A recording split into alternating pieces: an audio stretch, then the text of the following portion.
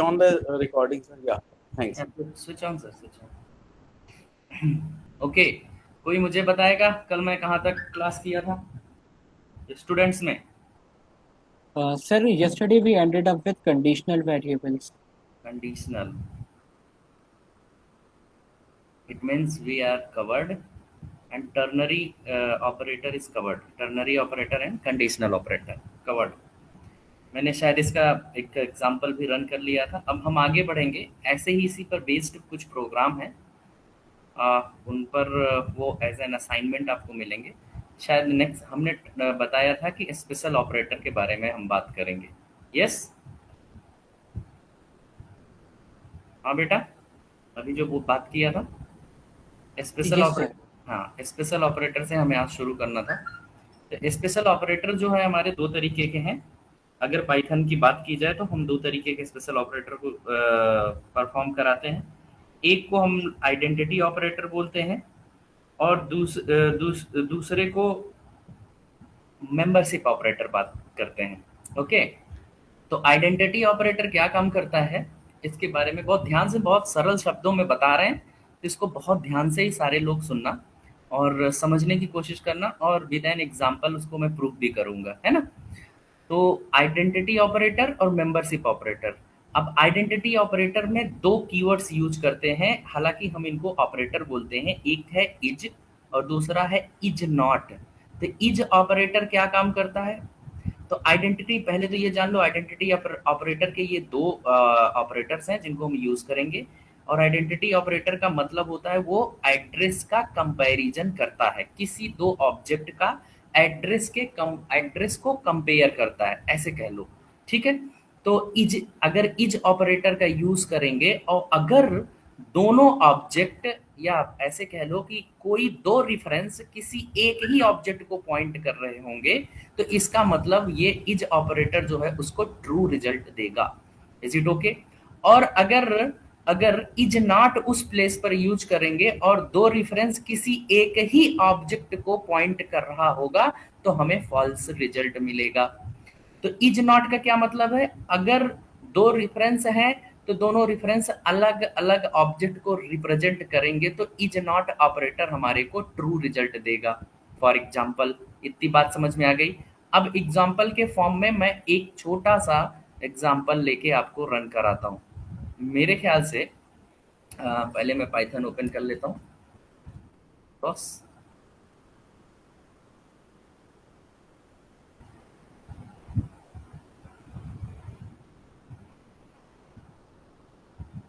Yes, open. अब मैं यहाँ पे आके, यस, ये आउटपुट विंडो हो जाएगी हमारी। अब मैं यहाँ से एक छोटा सा एग्जाम्पल लेके समझाने की बात करता हूँ। जैसे मैंने ए लिया, मैंने बताया था पाइथन में कीवर्ड्स को छोड़ के बाकी सब ऑब्जेक्ट होता है। तो ए इज इक्वल टू 10, मतलब एक ऑब्जेक्ट बना जिसके अंदर कंटेंट 10 है और जिसको ए रेफरेंस जो है क्या कर रहा है, पॉइंट कर रहा है। परफेक्ट, इतनी सी बात है। अब नेक्स्ट मैं एक रेफरेंस और एक वेरिएबल, रेफरेंस वेरिएबल कह लो और लिया B is equal to, again उसमें मैंने 10 असाइन किया। तो मैं लास्ट टाइम इसके बारे में बहुत बार बता चुका हूं कि अगर कंटेंट सेम है, वेरिएबल डिफरेंट है, तो ऑब्जेक्ट एक ही बनेगा और दोनों वेरिएबल उसी ऑब्जेक्ट को पॉइंट करेंगे। तो इसका मतलब दोनों का कंटेंट सेम है और दोनों एक ही ऑब्जेक्ट को पॉइंट कर रहे हैं। ये बात कहां तक सही है, मैं इसको चेक करता हूं। ए इज बी, जो ए है वही बी है या नहीं, यानी जो रेफरेंस ए है वो उसी ऑब्जेक्ट को पॉइंट कर रहा है जिस ऑब्जेक्ट को बी भी पॉइंट कर रहा है। अगर ऐसा है तो ये मेरे को रिटर्न क्या देगा, ट्रू रिटर्न देगा। तो मैं इसको सेव करता हूं और एग्जीक्यूट करके आपके सामने दिखाता हूं। करेक्ट, एफ डॉट समथिंग, मैंने इसको सेव किया। अब मैं इसको रन करता हूं तो आप देखिए इसको ट्रू आंसर आया। इसका मतलब सच में ये दोनों एक ही को पॉइंट कर रहे हैं। Where is the proof sir? Proof यहाँ पर है, प्रिंट हमने एक फंक्शन बताया था ID, you can take ID function and just pass the variable a, simple, okay. And again print, you can take again id function inside print and pass the variable b, and you can check it if both both functions both variables id is same, it means it is pointing to same object, because in case of a variable we will get it the same id, in case of which we will get the which id from a variable, those id also get from b. Okay, it means both are pointing to same object. It is perfect or not? Yes. Can I run? Yes. Am I run this program and get it the id? This is the id which are assign for a, and same ID also assign for b. इसका मतलब क्या हुआ कि दोनों एक ही object को point कर रहे हैं, क्योंकि ये आईडी जो है वो किसकी है, ये आईडी किसको रिप्रेजेंट करती है, ऑब्जेक्ट को. ये किसी न किसी ऑब्जेक्ट की आईडी है, और जो ऑब्जेक्ट ये है 880 वही उसी ऑब्जेक्ट को बी भी पॉइंट कर रहा है, तो ए और बी की आईडी सेम हो गई. इसका मतलब ए और बी दोनों सेम ही ऑब्जेक्ट को पॉइंट कर रहे हैं. When I take the operator is, then we will get it true. Perfect. तो ये एक सिंपल सा प्रूफ था हमारा इसके लिए. अब दूसरा केस इसके लिए मैं अगेन प्रिंट करता हूं दूसरा केस. दूसरा आइडेंटिटी ऑपरेटर यूज करता हूं. ए इज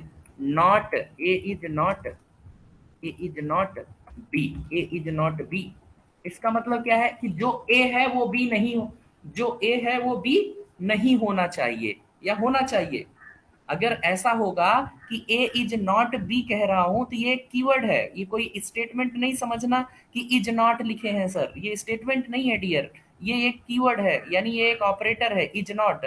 भले इनके दोनों के बीच में स्पेस है, नो प्रॉब्लम एट ऑल, है ना. बट ये प्री डिफाइन आपका क्या कह रहा था मैं कि ये प्री डिफाइन आपके ऑपरेटर्स हैं, इनको हम बेसिकली कीवर्ड्स भी कह सकते हैं. ओके, तो हम इसका यूज करके अब ये चेक कर रहे हैं कि इज नॉट, अगर ये जो ए है वही बी होगा तो ये रिटर्न फॉल्स देगा. अगर जो ए है वो बी नहीं है, दोनों अलग अलग ऑब्जेक्ट को रिफर कर रहे हैं, इसका मतलब ये क्या करेगा, ट्रू रिजल्ट देगा. तो इस केस में ये फॉल्स रिजल्ट देगा. Am I check it? Yes. See, देखो मेरे को फॉल्स आंसर दिया या नहीं दिया, बिकॉज ए और बी सेम ऑब्जेक्ट को पॉइंट कर रहे हैं, बट हम कह रहे हैं is not. No, this is wrong.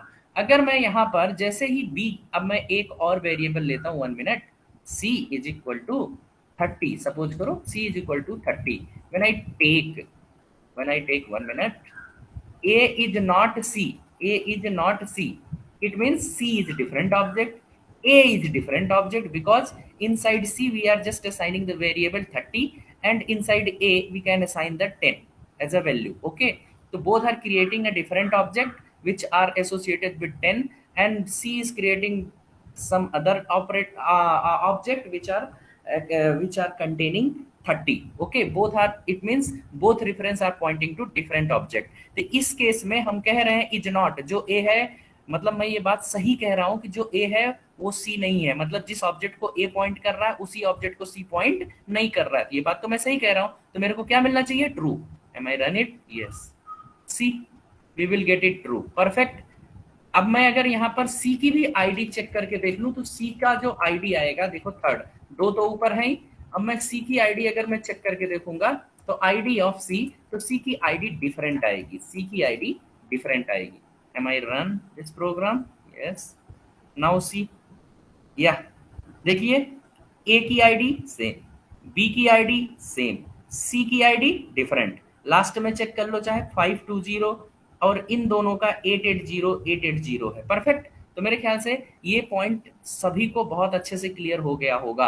अब इससे ज्यादा तो मुझे नहीं लगता कि बहुत ज्यादा एक्सप्लेन करने की अब जरूरत पड़ेगी. नेक्स्ट पार्ट, ये मैं सब कवर कर लिया. नेक्स्ट पार्ट, अब मैं एक बात बताना चाह रहा था, बट ये केस जो है, अभी मैंने एक चीज को यहाँ पर बताने की और कोशिश करूंगा. मैं इस प्रोग्राम को सीधा कॉपी करके 1 मिनट यहाँ पर ही इसको मैं रिमूव कर देता हूँ अब. Okay, now put it. अब इसमें देखना है, मैं लिखने का टाइम अपना बचा लिया. Yes, remove this.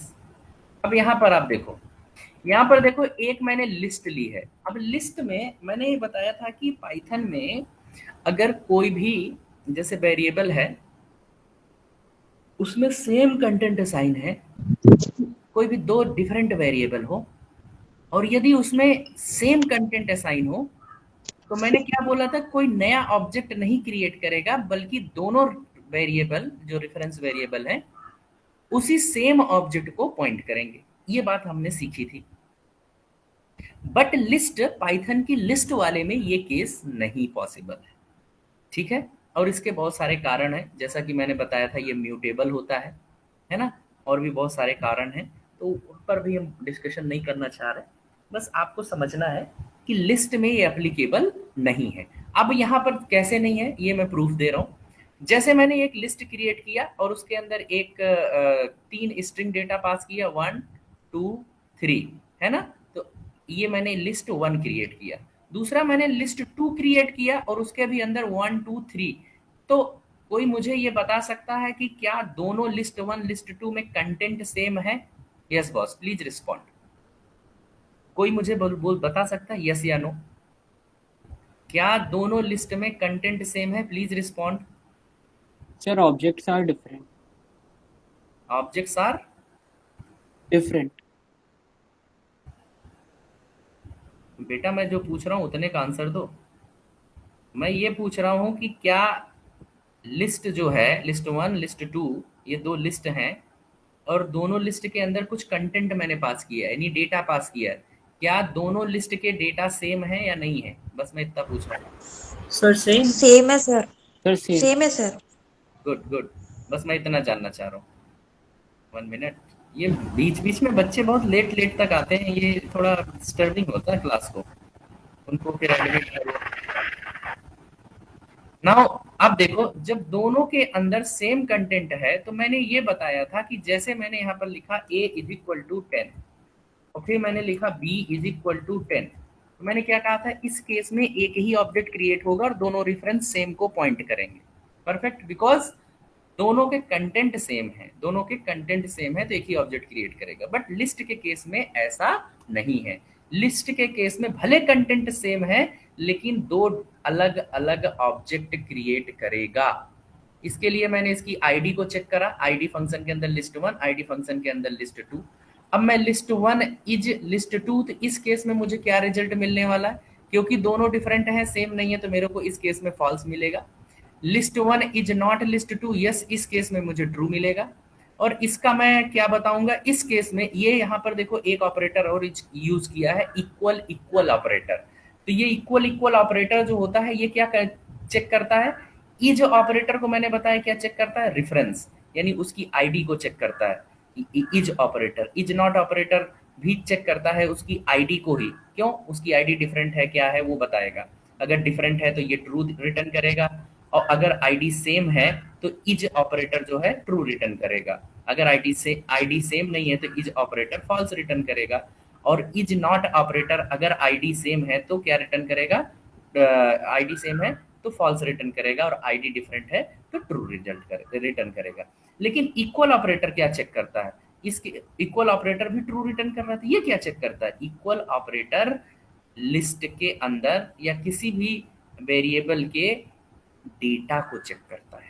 अगर डेटा सेम है तो वो रिटर्न करेगा ट्रू। सिर्फ डेटा को चेक करता है, ऑब्जेक्ट को नहीं चेक करता। तो इसके अंदर डेटा तो सेम है दोनों के अंदर, इसलिए ये ट्रू रिटर्न कर रहा है। Perfect, am I run this program? Yes, see you are. Same answer. दोनों की आईडी डिफरेंट है या नहीं? पहला देखो, दोनों की आईडी डिफरेंट है, दोनों लिस्ट की आईडी डिफरेंट है। पहले में मैंने बताया था फॉल्स होगा क्योंकि दोनों की आईडी डिफरेंट है, सेम नहीं है तो फॉल्स आएगा। दूसरे वाले केस में बताया था दोनों की आईडी अगर डिफरेंट होगी तो ट्रू आएगा, डिफरेंट है इसलिए ट्रू आएगा। और तीसरे में मैंने बोला था ट्रू आएगा, क्यों? क्योंकि ये कंटेंट को चेक करता है, जो इनसाइड असाइन कंटेंट है उनको चेक करता है। अगर दोनों लिस्ट के अंदर कंटेंट सेम है तो वो हमारे को क्या रिजल्ट देगा? ट्रू देगा। अब सपोज करो जैसे मैं यहाँ पर एक काम करूँ, सपोज करो इसको मैं चेंज कर देता हूँ थोड़ा सा। अब यहाँ पर मैं 6 कर देता हूँ, है ना, ऐसा मैं कर दे रहा हूँ। तो 6 कर दिया, तो इसका क्या मतलब हुआ? अब मैं इसको रन करूँगा अगर सपोज, तो अब मैं ये रन कर रहा हूँ तो अब मेरे को ये क्या देगा? फॉल्स, फॉल्स देगा। क्यों? क्योंकि दोनों का कंटेंट डिफरेंट है। देखो फॉल्स दे दिया। परफेक्ट, मेरे ख्याल से सबको स्टोरी समझ में आ गई। अब आगे बढ़ते हैं नाउ। तो ये हमारा हो गया। तो double equal operator content comparison करता है और इज ऑपरेटर जो है वो एड्रेस कंपैरिजन करता है। परफेक्ट। अब नेक्स्ट ऑपरेटर आता है मेंबरशिप ऑपरेटर। तो मेंबरशिप ऑपरेटर किन पे अप्लाई कर सकते हैं? Membership operator, we can use the membership operator to check whether given object present in given object present in given collection. It may be meaning क्या है इसका मैं समझाता हूँ अभी। It may be list, it may be string, tuple, set, dictionary, anything else, कुछ भी हो सकता है। Is it okay? कहना क्या चाहते हैं कि हम एक कोई ऑब्जेक्ट क्रिएट करें। सपोज कोई भी ऑब्जेक्ट आप क्रिएट कर सकते हो, something like that. Can I take 1 minute? If it is working, then I'm explaining more better.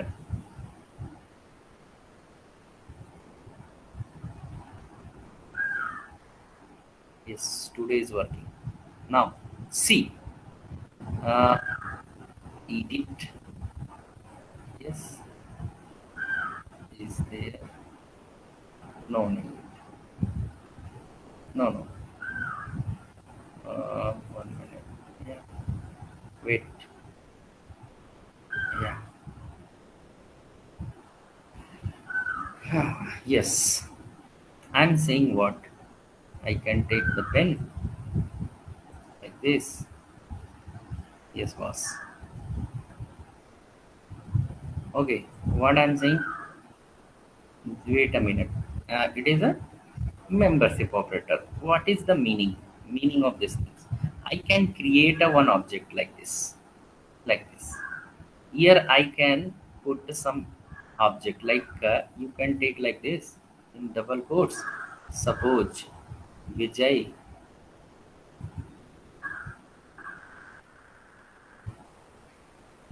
is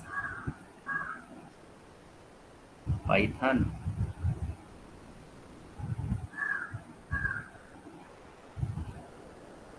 something like that. You can take like the and inside double quotes you can put it, no, and you can take some variable something like that. It is pointing. It is a object or not? Yes, it is object. You can create like that. तो अब मैं इसको क्या करूंगा कि इनके जो membership operator है, मेंबरशिप का मतलब ये कौन उसके उस ऑब्जेक्ट के मेंबर हैं या नहीं है, इसको चेक करने के लिए बात करते हैं। ठीक है। सपोज करो मैंने इस तरह से एक ऑब्जेक्ट क्रिएट किया, इस तरह से एक ऑब्जेक्ट क्रिएट किया, विजय इज अ पाइथन टीचर या समथिंग लाइक दैट। ऐसा बड़ा सा ऑब्जेक्ट या छोटा सा ऑब्जेक्ट कुछ भी क्रिएट कर दिया हमने। ठीक है, तो हम कर सकते हैं, डेफिनेटली वो एक ऑब्जेक्ट बनेगा। इसी तरह से मैं यहाँ पर एक ऑब्जेक्ट क्रिएट किया। Now I can take this example and just put it here, yeah, remove the all things।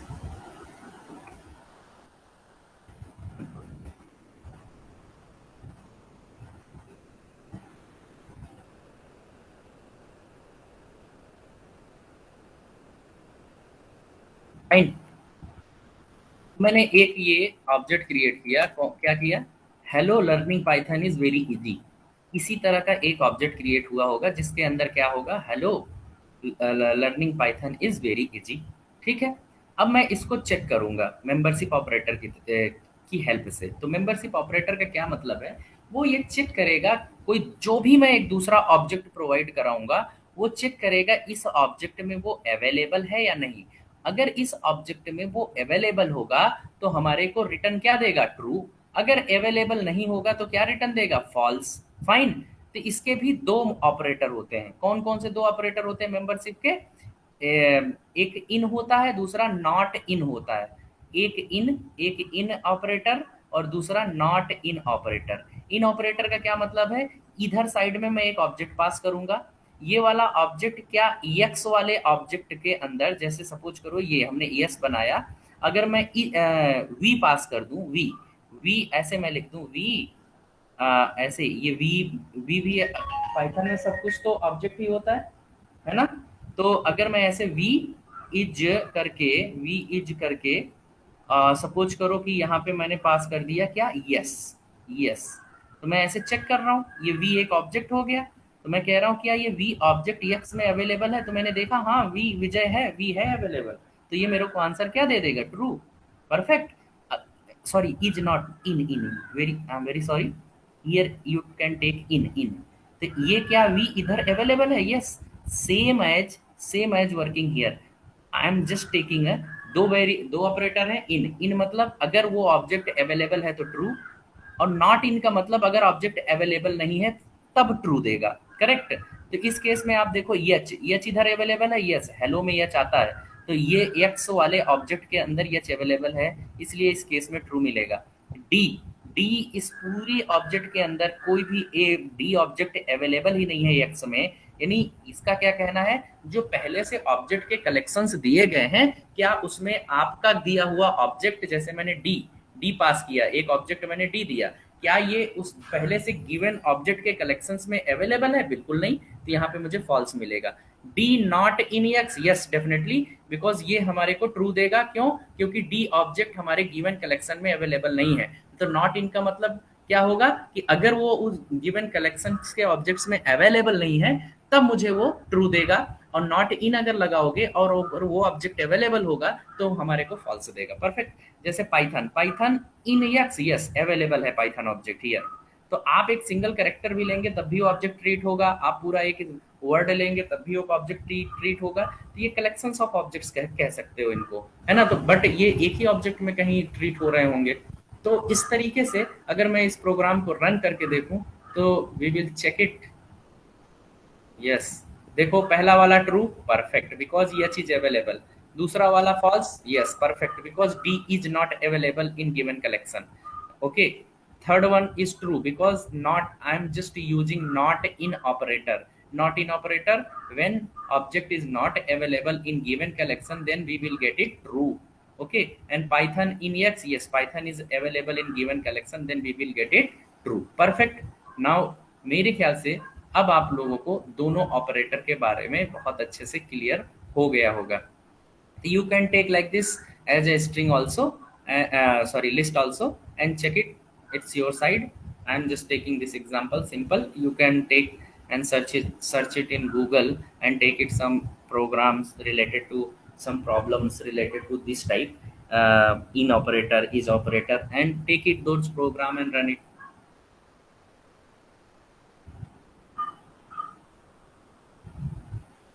Fine। So next one, operator precedence.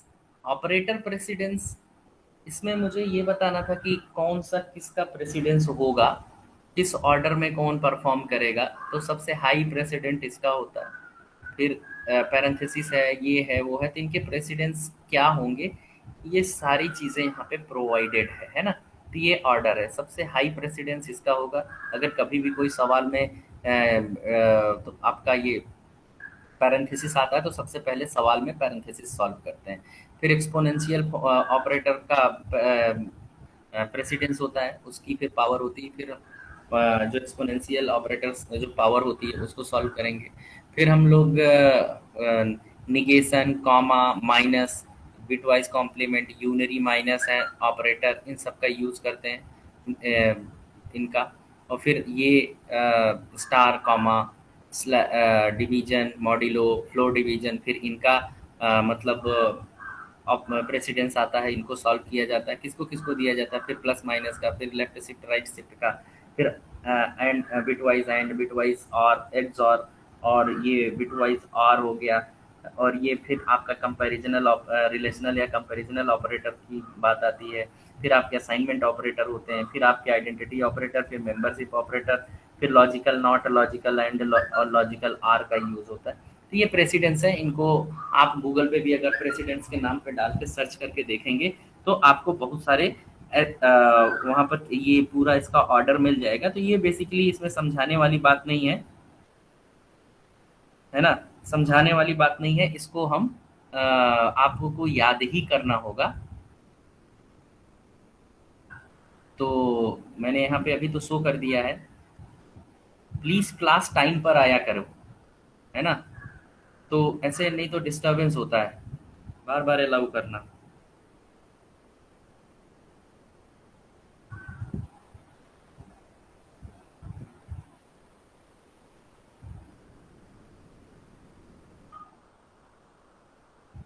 Okay, तो इसको आप कहीं से भी देख के गूगल पर भी देख सकते हो। इसको आपको इस ऑर्डर को याद रखना पड़ेगा। अगर जब कभी मैथमेटिकल काम करोगे या छोटे मोटे उससे रिलेटेड प्रोग्राम करते रहोगे तो अपने आप भी याद हो जाएगा, इतना इशू नहीं है। बस ये एक आइडिया था। जैसे एग्जाम्पल के फॉर्म में मैंने प्रिंटअप लिया, तो सबसे पहले उसने इसको सॉल्व किया होगा, क्योंकि पैरेंथेसिस का सबसे पहले किसको पैरेंथेसिस को सॉल्व करेगा। तो ए और बी की जो भी वैल्यू थी उनको ऐड कर लिया होगा, क्या हो गया 50, तो 50। तो 50 के बाद फिर उसके बाद किसकी वैल्यू आएगी, इसकी डिवीजन और इनकी। फिर डिवीजन को अगर करेंगे तो यहाँ क्या आ जाएगा, 2 2 है ना, तो 50 और 50, ये 50 हो गया। और देन इसके बाद आप आपका प्रेसिडेंस ऑपरेटर आप देखिए किसका किसका है। अगर मैं बात करूं पेरेंट, इसका सबसे पहले था, इसको सबसे पहले सॉल्व किया। फिर इनका इनका सबका बराबर का था, तो इसलिए पहले इसको कर दिया, c डिवाइडेड बाई 2, तो यहाँ 2 आ जाएगा, यहाँ 50 आ जाएगा। फिर मल्टीप्लिकेशन किया, 100 मिल गया, समथिंग लाइक दैट। इस तरह से ऑपरेटर परफॉर्म करते हैं। ओके, नेक्स्ट कुछ मॉड्यूल्स के बारे में बात करनी थी, तो मॉड्यूल्स के टाइम पर ही बात करेंगे इस पे। अभी करना ठीक नहीं है। Okay, now next input. Input दो तरीके के होते हैं पाइथन में। एक तो रॉ अंडरस्कोर इनपुट होता है, जो कि इसके बारे में मैं नहीं बता रहा क्योंकि ये पाइथन वर्जन 2 में था। अब ये फंक्शन आउटडेटेड हो गया है, इसका कोई यूज नहीं है आपकी लाइफ में, जस्ट रिमूव इट। अब हम जिसको पढ़ रहे हैं वो केवल इनपुट फंक्शन पढ़ रहे हैं, सिंपल इनपुट। ये पाइथन वर्जन 3 में भी चलता था, 3 में और 2 में दोनों में चलता था, बट आजकल केवल 3 में यही अलाउड है, रॉ अंडरस्कोर इनपुट अलाउड नहीं है। तो हम इसी के बारे में बात करेंगे। तो होता क्या है कि यहाँ पर आओ, हम जब भी कभी इसकी इनपुट की बात करते हैं तो सीधा एग्जांपल लेके हम बात कर रहे हैं, तो इनको हम जरा रिमूव कर रहे हैं। कई बार कहा जाता है कि यूजर से इनपुट दिलो। इनपुट देने का दो तरीका होता है। एक तो आप प्रोग्राम के टाइम पर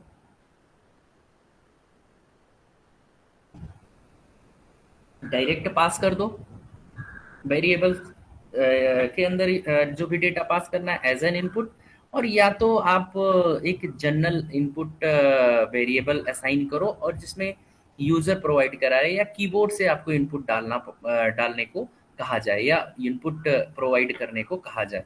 तो आप कैसे करोगे, तो पाइथन में इनपुट करने के लिए input function already built in है ना, बिल्ट इन फंक्शन है। तो इसका यूज करके हम कर सकते हैं। तो जैसे inter inter inter value correct ना, ये बात। अब इसको किसी एक वेरिएबल में डाल दो, साइन कर दो, suppose I am taking on variable yes, fine. तो अगर मैं इसको रन करूंगा तो मुझे कहेगा कि ठीक है भाई रन करो।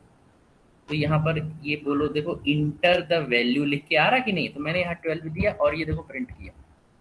तो मेरे को, क्योंकि मैंने प्रिंट तो कुछ किया नहीं, तो ये प्रॉपर रन हुआ, कोई दिक्कत की बात नहीं। अगर मैं यहाँ प्रिंट कर दूं यक्स, प्रिंट यक्स कर दूं यक्स, तो मेरे को अब की बार जब मैं रन करूंगा तो अब मैं जब 12 करूंगा तो 12 को कुछ भी वैल्यू डालूंगा। सपोज करो मैंने यहाँ पर डेटा, यहाँ पर अब इंटर वैल्यू कर दिया 34, तब मुझे 34 आउटपुट में मिलेगा। देखो ये देखो 34 मिला या नहीं मिला, यस। तो ये होता है तरीका इनपुट देने का, ठीक है। अब लेकिन मुझे ये बताना है कि इनपुट फंक्शन इंटरनली क्या कंसीडर करता है, स्ट्रिंग कंसीडर करता है। ये बात मैं सही कह रहा हूँ या नहीं कह रहा हूँ, इसके लिए जरा मैं चेक कर लेता हूँ इसका टाइप। प्रिंट मैं आपके सामने प्रूफ कर रहा हूँ कि हाँ ये अंदर स्ट्रिंग की तरह कंसीडर करता है। तो आपको मैं दिखाना चाहता हूँ, ये देखो रन इट और इसका टाइप। अब मैं यहाँ पर देखो कुछ भी डाल दूँ, 12 डाल दिया, 12 तो प्रिंट हुआ, लेकिन ये 12 इंटीजर नहीं है बॉस, ये 12 इंटीजर नहीं है, बल्कि ये कैसे प्रिंट हो रहा होगा, इंटरनली ये ऐसा प्रिंट हुआ होगा। भले मेरे को ऐसा 12 दिख रहा है लेकिन ऐसा 12 नहीं है, इंटरनली ये ऐसा है, ऐसा। यानी सिंगल कोट्स के अंदर या डबल कोट्स के अंदर। इसका मतलब क्या हुआ, ये एज अ स्ट्रिंग है, क्योंकि इनपुट स्ट्रिंग ही कंसीडर कर पाता है। और प्रूफ दूं तो मैंने देखो इसके टाइप को चेक किया, तो ये 12 किस टाइप का है, स्ट्रिंग टाइप का है। इसका मतलब मेमोरी में इंटरनली ये ऐसा प्रिंट हुआ होगा, कंसीडर हुआ होगा। परफेक्ट। और भी प्रूफ दूं? यस। अब मैं अगर सपोज करो, अगर मैंने यहाँ पर एक इनपुट दिया, अब मैं देखो यहाँ पर एक और वेरिएबल ले लेता हूँ इनपुट देने के, 2 इनपुट देना चाहता हूँ, तो कंट्रोल भी सेम तरीका, इसको वाई बना लो, इसको वाई बना लो, और यहाँ पर प्लस कर दो X plus Y, X plus Y. अब एक्स प्लस वाई, अगर ये इंटीजर होगा तो इसका मतलब ये प्लस ऑपरेटर कैसा परफॉर्म करेगा, एडिशन ऑपरेटर की तरह, दोनों को ऐड करेगा, दोनों वैल्यूज को ऐड करेगा। लेकिन अगर ये दोनों स्ट्रिंग टाइप के हो गए, एक्स और वाई दोनों स्ट्रिंग टाइप के वैल्यू कंसीडर कर रहे होंगे, तो ये प्लस ऑपरेटर कैसा परफॉर्म करेगा, कॉन्केटिनेशन ऑपरेटर परफॉर्म करेगा। मतलब अगर मैं 10 पास करूं और 20 पास करूं तो 10-20 मुझे ऐसा आंसर देगा, 10-20 इस तरीके का आंसर देगा। लेकिन अगर ये इंटीजर होंगे तो 10-20 मैं पास करूंगा तो मुझे 30 आंसर देगा। परफेक्ट, सारे लोग समझ गए? देखो अब मैं इसको रन करके आपके सामने प्रूफ करता हूँ। ये मैं हटा देता हूँ, ये हटा देता हूँ, टाइप हटा देता हूँ, चलो टाइप भी चाहे रहने ही दो, टाइप तो मैं बता ही था कि हाँ स्ट्रिंग ही है। तो मैंने यहाँ पर देखो अभी क्या किया, अब यहाँ पर मैं 10 पास कर रहा हूँ, परफेक्ट। अब मैंने यहाँ पर 20 पास किया, परफेक्ट। तो what we will get it, 10-20, और कैसा है ये, स्ट्रिंग। तो how we will get it in how we will go for perform this operator as a addition operator, the must be you can convert this function in integer form. So how you will go for convert this function in integer form, through the typecasting. तो मैंने int function बताया था integer में type cast करने के लिए। अगर int function के अंदर कोई भी चीज पास कर दे रहे हो तो वो कैसा कन्वर्ट हो जाएगी, ये स्ट्रिंग का टाइप कास्ट हो गया कि ये, क्योंकि इनपुट कैसा है, स्ट्रिंग टाइप का इंटरनली कंसीडर करता है। तब इनपुट फंक्शन को मैंने इंट फंक्शन के अंदर डाल दिया, और देखो अब इसको भी INT इंट फंक्शन के अंदर डाल दिया, और ये कैसा परफॉर्म करेगा, अब ये इंटीजर की तरह परफॉर्म करेगा। अब मैं इसको देखो रन करके चेक करके दिखाता हूँ आप लोगों को प्रूफ करके। तो मैंने देखो अब यहाँ अब की बार 10 डाला, ओके, 20 डाला, okay, we will get it 30, और क्या टाइप हो गया, इंटीजर। परफेक्ट। तो दोनों प्रूफ मैंने आपको आपके सामने दे दिया। मेरे ख्याल से आपके लिए ये इनफ होगा इतनी समझ के लिए। आगे मैं बढ़ता हूँ। ये था तरीका हमारा इंटीजर इनपुट कोई इनपुट फंक्शन को परफॉर्म कराने का। तो अगर कभी आप डायरेक्टली इनपुट फंक्शन से डेटा लेके परफॉर्म कराएंगे और एडिशन ऑपरेटर परफॉर्म करेंगे, तो आप सोचेंगे ऐड करने के लिए परफॉर्म कर रहे हैं, लेकिन वो कभी भी ऐसा हो नहीं पाएगा। वो आपको कॉन्केटिनेशन की तरह परफॉर्म करेगा, क्योंकि इंटरनली वो क्या समझता है, इंटरनली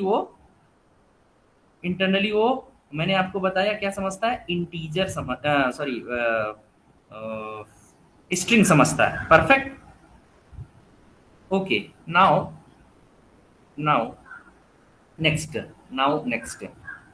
तो ये सारी बातें मैंने प्रूफ कर दिया कि सारा कुछ भी पास करोगे वो हमेशा आपको क्या देगा। जैसे देखो मैंने यहाँ पर क्या पास किया, इंटर द वैल्यू, पहले मैंने इंटीजर पास किया, ये इंटर नहीं बट स्ट्रिंग में कन्वर्ट स्ट्रिंग दिया होगा, तो सारा स्ट्रिंग ही दे रहा। विजय पास किया स्ट्रिंग में था, फ्लोट पास किया वो भी स्ट्रिंग में, ट्रू पास किया वो भी सारे, लेकिन कन्वर्ट करने के लिए मुझे उसका यूज करना पड़ेगा। Okay, done.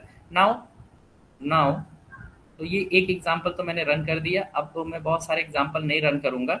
ओके, 1 मिनट, एक प्रोग्राम और करना चाह रहा हूँ, तो I can take this program and run it. कुछ एक नई चीज बताना चाह रहा हूँ। अब सपोज करो किसी ने कहा आपको प्रॉब्लम ये उसने दिया कि मल्टीपल लाइंस को एक लाइन में लिखना है, मल्टीपल लाइंस के प्रोग्राम को एक लाइन में लिखना है। मतलब how to read a multiple value from keyboard in a single line. तो मैं इस प्रोग्राम को रन कर सकता हूँ। How we will do it, तो आप देखिए, मैंने इसको पहले मैं इसको हटाई दूं, रिमूव कर देता हूँ। तो अगर मल्टीपल लाइन, मैंने अभी थोड़ी देर पहले अगर बात करूं तो मैंने एक इनपुट फंक्शन लिया था, इनपुट फंक्शन। परफेक्ट। इसके अंदर हमने कहा था इंटर वैल्यू। ओके, अब इसको एक वेरिएबल x में मैंने ऐसे पास कर दिया था। दूसरा कंट्रोल जेड,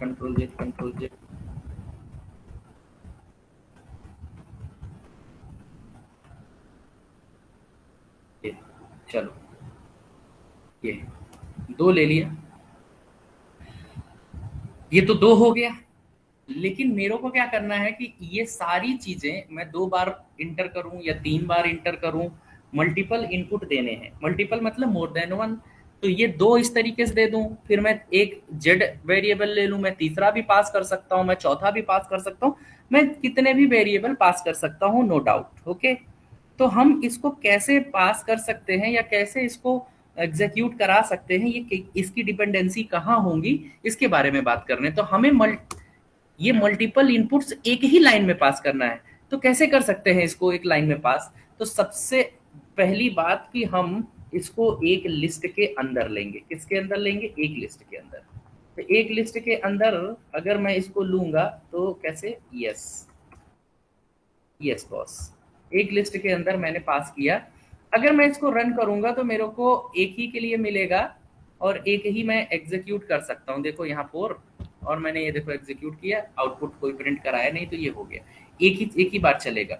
लेकिन मुझे मल्टीपल टाइम चलाना है तो मैं डायरेक्टली यहाँ पर फॉर लूप का यूज कर सकता हूँ।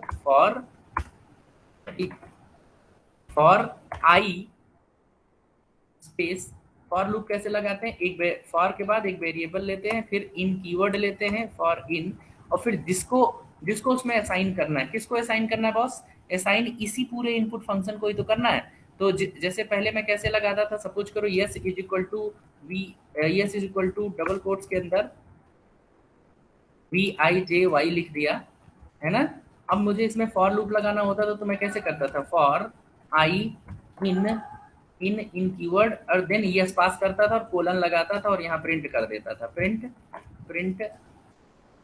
प्रिंट यहाँ पर आई कर दिया, तो मैं 1 by 1 यहाँ प्रिंट आई कर दिया।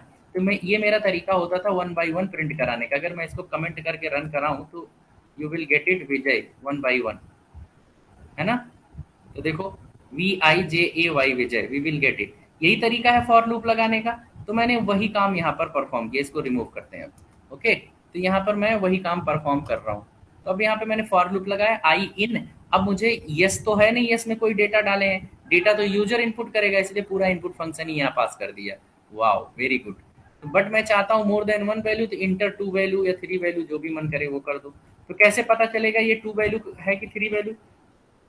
You can take a variable like this, x, y, मतलब अब तुम 2 वैल्यू इंटर कर सकते हो। एक x में आ जाएगा पहला वाला, दूसरा वाला y में आ जाएगा। अगर कॉमा करके तुमने यहाँ पर z ले लिया तो इसका मतलब you can enter 3 value, you are able to enter 3 value. तो ये करने के बाद अब ये हो गया। एंड देन डॉट करके एक फंक्शन है जिसका नाम है स्प्लिट। स्प्लिट फंक्शन क्या करता है? वो आपको सेपरेटर लगाने के लिए फैसिलिटी प्रोवाइड कराता है, सेपरेटर।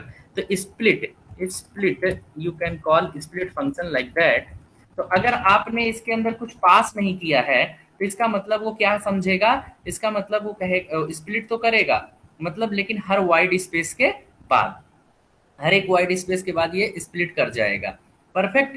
तो इतनी सी बात है। अब मुझे इसको क्या परफॉर्म करना? सपोज मैं एडिशन परफॉर्म करूं तो print you can take x plus 1 minute x plus y plus z and bracket बंद। ओके, अगर मैं इसे रन करूंगा तो देखो मुझे एरर मिलेगा। मैंने इतना प्रोग्राम कर लिया और फिर भी मैं रन कर रहा हूं, मुझे एरर मिल रहा है। ये क्या मैं बता रहा हूं? तो देखो error, invalid syntax. Why it is invalid? क्योंकि मैं पहले ही बता दिया कि आप एडिशन परफॉर्म करना चाह रहे हो।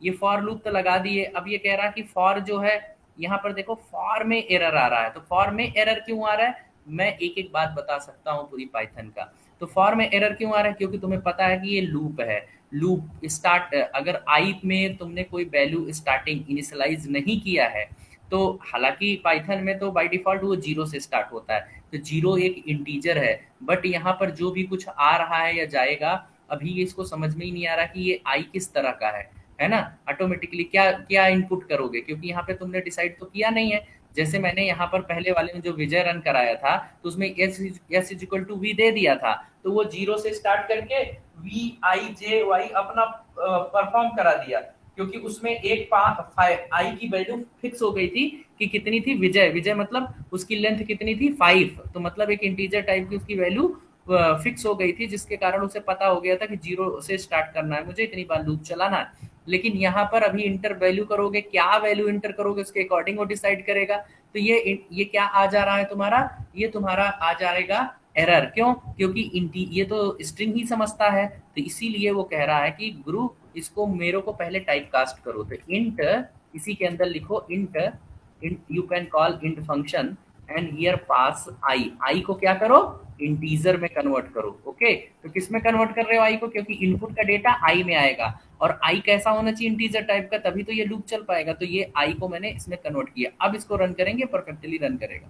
देखो कोई एरर आया नहीं। अब ये कह रहा है इंटर वैल्यू, अब देखो तुमने 10 किया क्योंकि तुमने यहाँ स्प्लिट फंक्शन लिया, कोई डेलीमीटर या सेपरेटर ऐसा यूज किया नहीं, ब्लैंक रखा, जिसका मतलब वाइड स्पेस होगा। तो तुम कैसे इन तीनों वैल्यू डालोगे, 10 space 20 space 30 something like that, इस तरीके से डालोगे और फिर इंटर मारोगे तो तुम्हें इनका सम मिल जाएगा। देखो इनका सम 60 मिला या नहीं मिला? यस बॉस, यस बॉस, कोई मुझे रिप्लाई करे, समझ में आया या नहीं आया?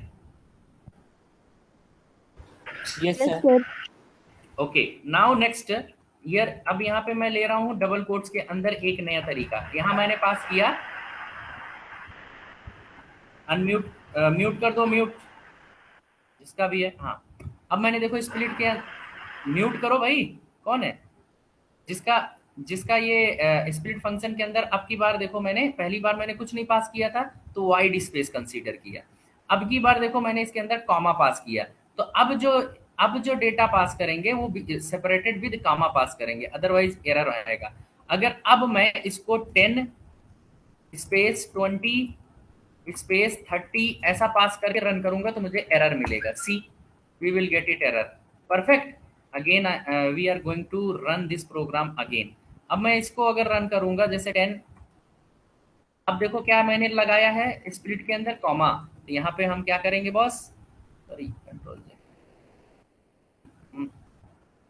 हाँ, अब यहाँ पर कॉमा 20 कॉमा 30, अब देखो अब ये प्रॉपर रन करेगा, ये देखो फिर से आंसर आ गई। तो ये बात मेरे ख्याल से समझ में आ गई होगी कि क्या करना है क्या नहीं करना है। इस तरह से क्लियरली आपको एक एक प्रोग्राम को एग्जीक्यूट कराने हैं। आप यहाँ कोई भी डेलीमीटर ले लो, डैश ले लो, है ना, कुछ भी ले सकते हो, डैश ले सकते हो, कोलन ले सकते हो, कामा ले सकते हो, है ना, ऐसा कुछ भी आप डेलीमीटर पास कर सकते हो।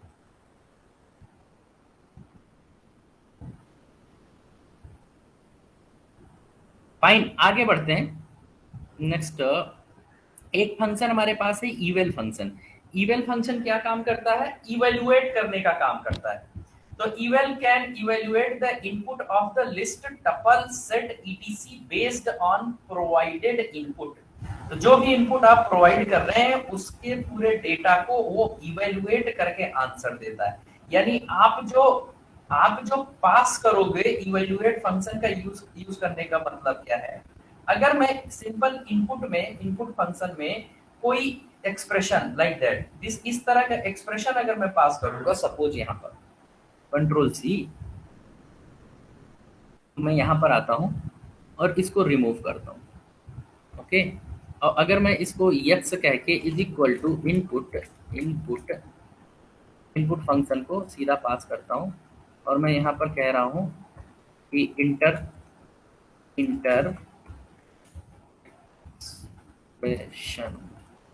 इंटर एक्सप्रेशन बोल दूं इसको, inter expression.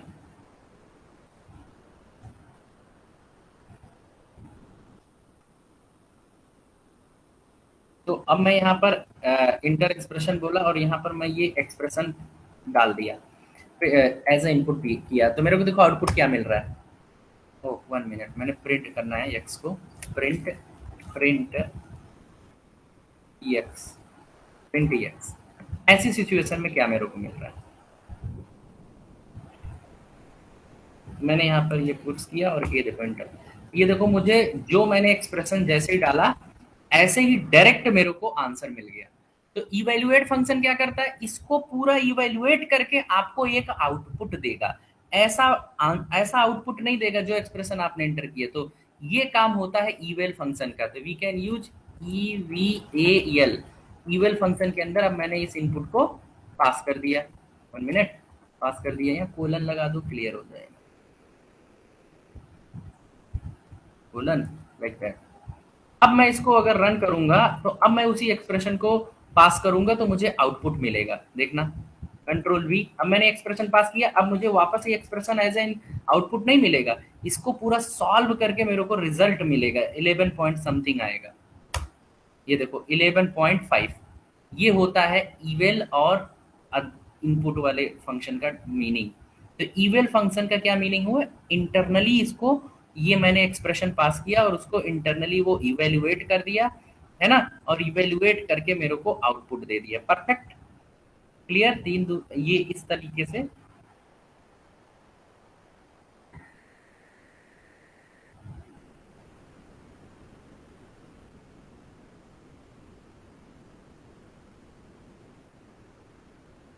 Clear, yes. Now next, ये इवेल फंक्शन की मतलब फंक्शनैलिटी है। Now next is command line argument. Command line argument, तो कमांड लाइन आर्ग्यूमेंट में एक वेरिएबल होता है ARGV, इसको बोलते हैं ARGV को आर्ग्यूमेंट वेक्टर। बट बट जैसे अदर प्रोग्रामिंग में जो आर्ग्यूमेंट होता है वो एरे होता है, but in Python it is not array, it is a list. ये क्या होता है, ये एक लिस्ट होती है ना, ये एक लिस्ट है लेकिन कोई एरे नहीं है। तो ऐसा आप मत कहना।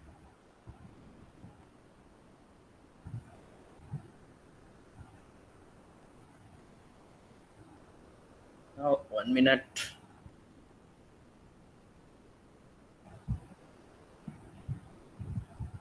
यस, तो आप इसको कभी लिस्ट एरे मत कहना, ये एक लिस्ट है, पाइथन में इसे लिस्ट कंसीडर करते हैं। और ये कहाँ अवेलेबल है, S Y S, sys module में अवेलेबल है। Is it okay, sys module में ये अवेलेबल होता है। तो the argument which are passing at the time of execution are called command line argument. इनका क्या कहना है, सपोज मैं समझाना चाहूंगा, 1 मिनट। ये क्या है, ये कमांड लाइन आर्ग्यूमेंट है। सपोज करो आपने अगर यहाँ प्रोग्राम रन कराना है तो आपने कहा पाई वाई, और सपोज करो पाई उसका नाम, आपके प्रोग्राम फाइल का नाम है टेस्ट डॉट पाई वाई। अब यहीं पर आप स्पेस दिए और 10, या ऐसे आप कह सकते हो, हाँ चलो ऐसे लिख लो, 10 स्पेस 20 स्पेस 30, ऐसा। अब जो आर्ग्यूमेंट पास कर रहे हो आप कमांड लाइन पे ही पास कर रहे हो। तो इसी को, ये जो जब प्रोग्राम एग्जीक्यूशन के लिए आप कमांड लाइन में उसकी कमांड लिख रहे हो, उसी टाइम पे आप उसका आर्ग्यूमेंट भी पास कर रहे हो, तो इसी को कहते हैं कमांड लाइन आर्ग्यूमेंट। मेरे ख्याल से कमांड लाइन आर्ग्यूमेंट सभी को क्लियर हो गया होगा कि किसको कमांड लाइन आर्ग्यूमेंट कहते हैं। Yes boss, please tell me. Excuse me sir. Yes sir, जो आपने इवेल फंक्शन बताया था सर, उसमें पहले टाइप कास्ट करने की जरूरत नहीं पड़ेगी जो हम इनपुट देंगे उसको?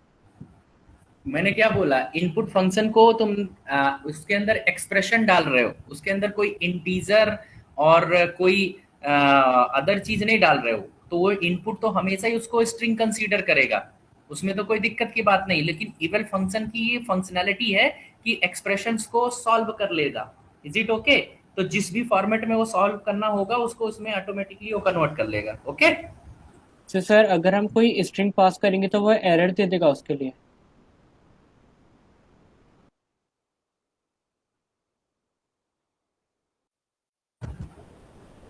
डिस्कनेक्ट हो गया, कोई नहीं।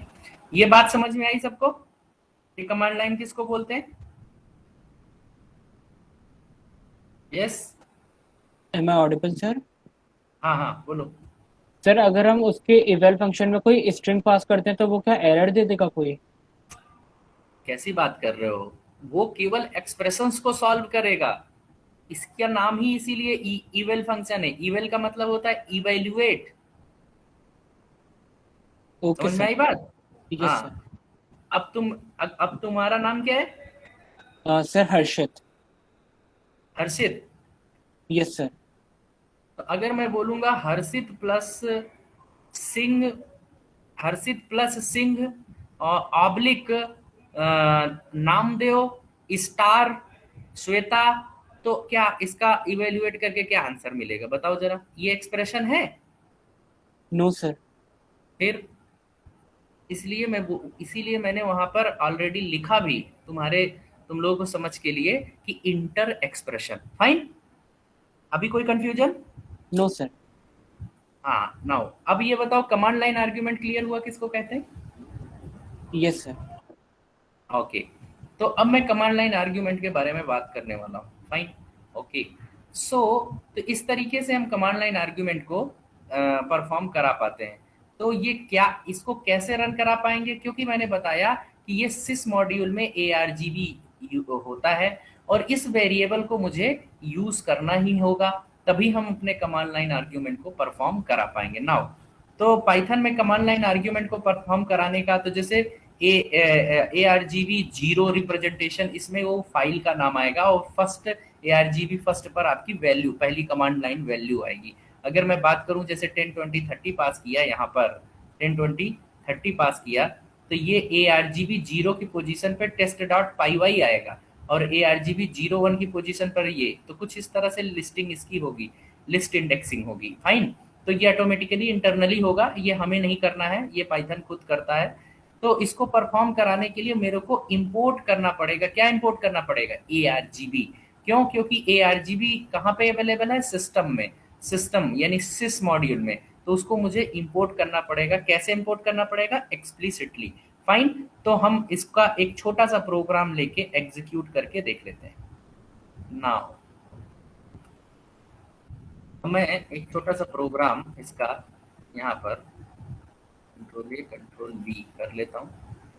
तो मैं इसको देखो, इसमें मैंने स्टेटमेंट सारे लिखे हैं। तो मैंने क्या बोला है? The number of command line argument.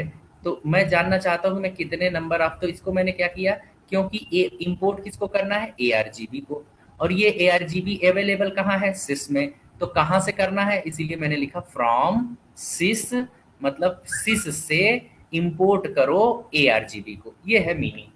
ठीक, ये मैंने लिख लिया। अब मैं कह रहा हूं कि प्रिंट करो कमांड लाइन आर्ग्यूमेंट, कितने कमांड लाइन आर्ग्यूमेंट हम पास कर रहे हैं, तो उसकी पूरी लेंथ मेरे को यहाँ दे देगा पहला। अब यहाँ से मैं जानना चाहता हूँ, इसलिए मैं थोड़ा सा कुछ एरर है, इसको मैं सही कर लेता हूँ। ये ऐसा आएगा, इनके कोड्स जो हैं, फाइन, ऐसा।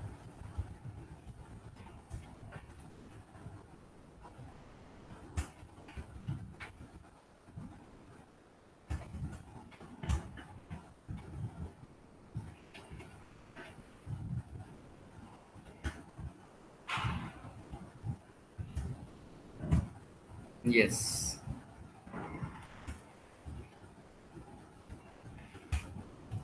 यस। अब मैंने इसमें कहा कि list of command line argument, मतलब कौन कि कितनी कमांड लाइन आर्ग्यूमेंट हम पास कर पा रहे हैं उसकी पूरी लिस्ट। तो ये प्री डिफाइंड वेरिएबल ARGB को डायरेक्ट मैंने प्रिंट करने की कोशिश करी, तो जितनी इसके अंदर आएंगी वो सारी हमारे को प्रिंट कर देगा। फिर मैं कह रहा हूँ command line argument 1 by 1 print करो, इसलिए मैंने लूप चला दिया।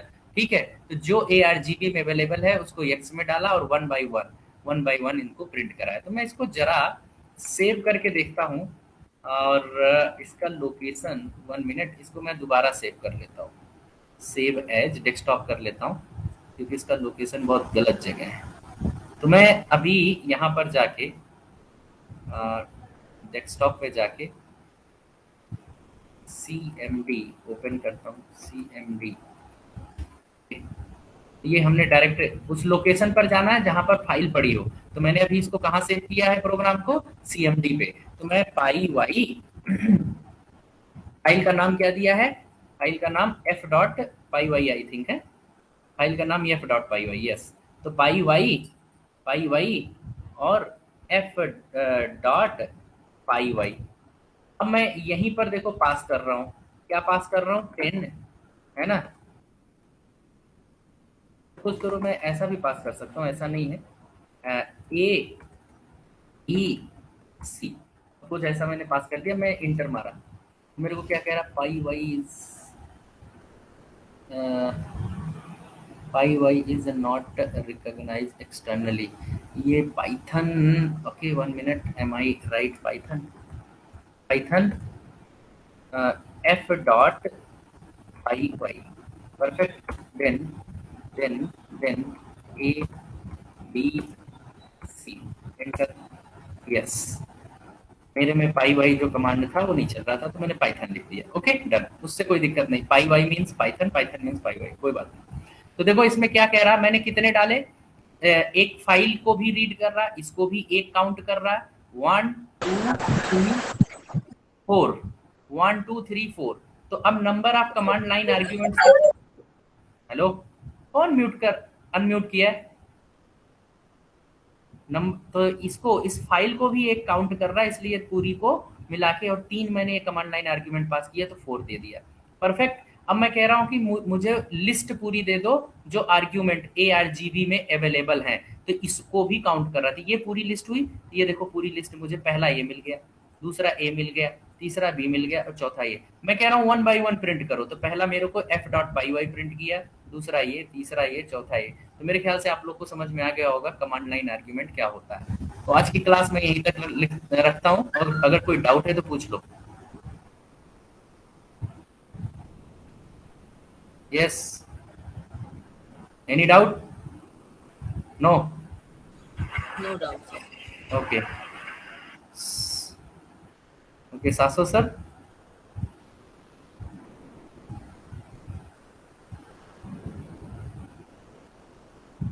यस विजय सर, ठीक है Thank sir, you. Session close. Okay. ठीक है।